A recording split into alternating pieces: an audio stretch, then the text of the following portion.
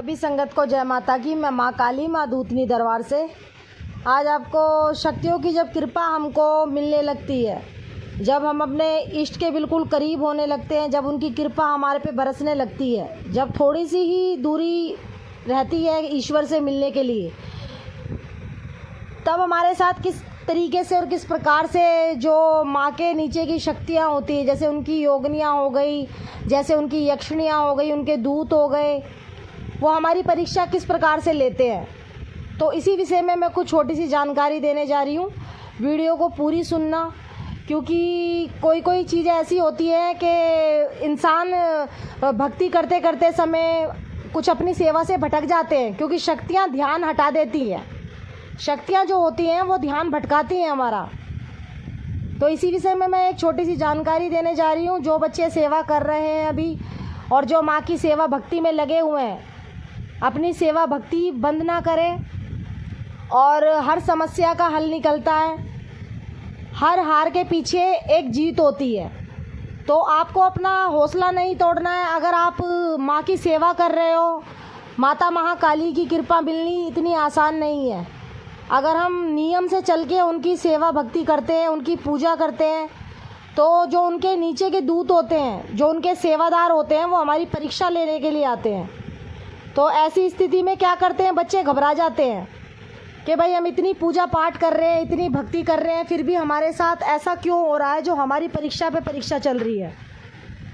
आप तो पूजा भक्ति कर रहे हो और फिर भी कभी कभी क्या होता है, काम बिगड़ गए घर के, आप पूजा करके उठे, थोड़ी देर में कोई ऐसी बुरी खबर आ गई।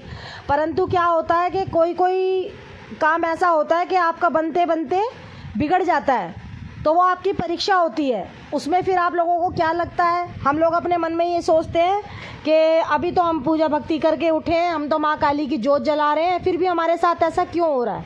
देखो जी, कर्मों के जो फल हैं वो तो हमको भुगतने ही पड़ेंगे। इंसान है, इंसान की योनि में आए हैं, तो देखो दुख दर्द तो ये हमारे साथ लगे रहेंगे। बाकी का रहा शरीर का रोग, वो तो देखो हर किसी के साथ होता है। शरीर में दुख भी आते हैं, सुख भी आते हैं, अगर इंसान का शरीर हमने पाया है तो। और बात की जाए शक्तियों की परीक्षा की, तो परीक्षा ऐसी होती है कि जो माता के दूत होते हैं, उनकी यक्षिणियाँ होती हैं, उनकी योगिनियाँ होती हैं, आपके हर काम में अड़चन डाल देंगी। आके आपके बनते बनते काम बिगड़ जाएंगे। कभी कभी घर में परिस्थिति ऐसी आ जाती है कि एक एक पैसे के लिए तरस जाते हैं, हमारे सारे काम धंधे ठप पड़ जाते हैं। तो इसी प्रकार से शक्तियों की परीक्षा होती है। और कभी कभी ऐसा होता है कि हम जप तप कर रहे हैं, माँ के नाम की एक माला निकाल रहे हैं, 2 माला निकाल रहे हैं, उनका कोई भी छोटा सा मंत्र जाप कर रहे हैं, या जो बच्चे गुरुमुख हैं, अपने गुरु से उनको मंत्र मिला हुआ, अगर वो गुरुमुख का जो मंत्र होता है वो सिद्ध करने की सोच रहे हैं, तो वो करते हैं। लेकिन परीक्षा में क्या होता है, कभी कभी आपको शक्तियाँ आके डराती हैं, कभी कोई कीड़े कांटे आपके पास आ जाएंगे।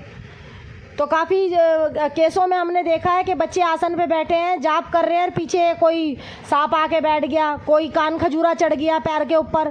तो क्या होता है, ये हमारे मन का एक शक्तियाँ जो होती हैं वो भयभीत करती हैं, डराने की कोशिश करती हैं, ताकि हमारा ध्यान हटे, हम भक्ति ना कर पाएँ। लेकिन आपको किसी भी परिस्थिति में अपना मन डामाडोल नहीं करना, डर नहीं लाना, क्योंकि माँ काली की जो भक्ति होती है बिना डरे होती है। जब माँ की कृपा पाना चाह रहे हो, उनकी सेवा कर रहे हो, आप उनकी भक्ति कर रहे हो, तो डरने की कोई ज़रूरत नहीं, डरना नहीं चाहिए। माँ की भक्ति में ऐसी ऐसी छोटी छोटी जो होती हैं चीज़ें वो सामने आएगी। आपको हर समय का, हर चीज़ का सामना करना पड़ेगा, जब भी हम लोग अपनी जो सेवा में होते हैं सफल होते हैं।